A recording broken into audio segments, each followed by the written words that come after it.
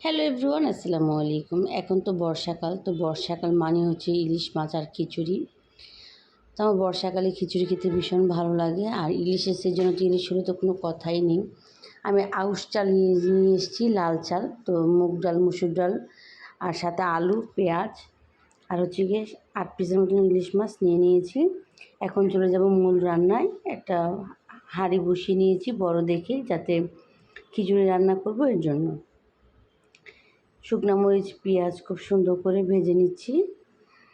আর আমার কাছে সবচাইতে ভাতের চাল থেকে লাল চালের যে খিচুড়িটা, সেটার খাবার স্বাদ কিন্তু খুব বেশি হয়। খিচুড়ির টেস্ট মাংস দিয়ে রান্না করুন বা মাছ দিয়ে, মাছ খিচুড়ি যেটাই করেন না কেন, আউশ চালের খিচুড়ি কিন্তু খুব টেস্ট। যারা এখনও খাননি অবশ্যই এই চালের খিচুড়িটা ট্রাই করবেন।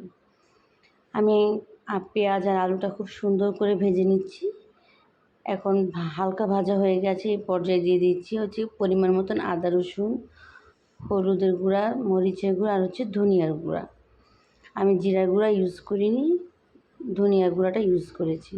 এখন এটাকে মশলাটাকে খুব সুন্দর করে কষিয়ে নেব পানি দিয়ে। আর খিচুড়িতে কিন্তু অত মশলা হলে ভালো লাগে না, পরিমাণ মতন সব কিছু হলে ভালো লাগে।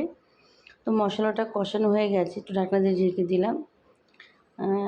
বেশ কিছুক্ষণ পর খুলে নিলাম যে না, আমার মশলাটা সুন্দর কষানো হয়ে গেছে।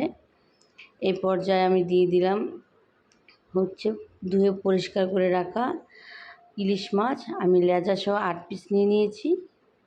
এখন এটাকে খুব সুন্দর করে নেড়ে চেড়ে কষিয়ে নেব, সামান্য অল্প একটু পানি দিয়ে, যাতে সমস্ত মশলা সুন্দর করে মাছের গায়ে ভেতরে লেগে যায়।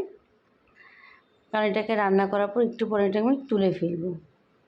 একটু 1 কাপের মতন পানি দিয়ে দিয়েছি এটাকে কষানোর জন্য।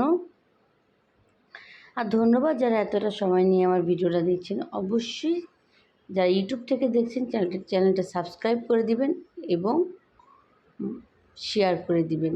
আর যারা ফেসবুক পেজ থেকে দেখছেন অবশ্যই পেজটা ফলো করে দিবেন। আর আমার মাছটা কষানো হয়ে গেছে, আর আমি এখন চাল ডাল সুন্দর করে কষিয়ে নিব।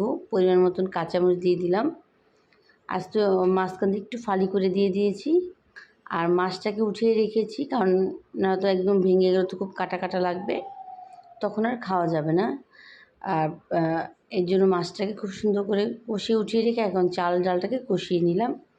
পরিমাণ মতন পানি দিয়ে ঢাকনা দিয়ে বসিয়ে দিলাম। আর এই চালটা কিন্তু একটু আঠালো আঠালো হয়, আমাদের অন্যান্য ভাতের চালের তুলনায় চালটা একটু ভিন্ন হয়। পানিটা যখন শুকিয়ে গেছে তখন আমি দিয়ে দিলাম কষিয়ে রাখা ইলিশ মাছ, যাতে ফ্লেভারটা খুব সুন্দর করে পুরো চাল ডালের সঙ্গে মিশে যায়। আমি একটু লবণ টেস্ট করলাম, মনে হলো যে না একটু লবণের প্রয়োজন আছে, তো এই জন্য স্বাদ মতো লবণ দিয়ে দিলাম। এখন এটা আমি খুবই অল্প আছে, এটাকে আমি যেহেতু ইনফ্রারেটে রান্না করছি, মিনিমাম এটাকে আমি 600-তে দিয়ে দিব। 600 কি 200-তে দিয়ে এখানে দমে বসিয়ে দিব প্রায় 15 থেকে 20 মিনিটের মতন, যাতে পানিটা অনেকটা শুকিয়ে যায়। তো দেখুন যখন পানিটা অনেকটা শুকিয়ে গেছে, এই পর্যায়ে দিয়েছি ধনেপাতা। আর ধনেপাতা দিলে তো ফ্লেভারটা খুবই ভালো লাগে। আপনারা দেশীয় ধনেপাতা না দিলে আপনারা বিলাতি ধনেপাতাও দিতে পারেন, কিন্তু ফ্লেভারটা খুবই ভালো আসবে। এর খুব সুন্দর করে আলতো হাতে উল্টে পাল্টে দিচ্ছি এবং হালকা একটু ভাঙ্গা ভাঙ্গা করে দিচ্ছি, একটু ভাঙ্গা ভাঙ্গা করে দিচ্ছি যাতে খেতে একটু ভালো লাগে।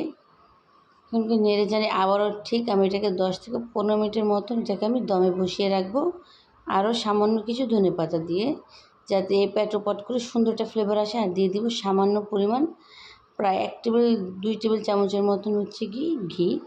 আমি যে কোনো খিচুড়িতে ঘিটা ইউজ করলে আমার কাছে খুবই ভালো লাগে। ঘিয়ের ফ্লেভারটা দিলে খাবারের স্বাদটা একটু বেশি দ্বিগুণ বেড়ে যায়। তো এই বর্ষার দিনে এই গরম গরম খিচুড়ি পরিবেশন করলে আর কি লাগে বলুন তো, শান্তি।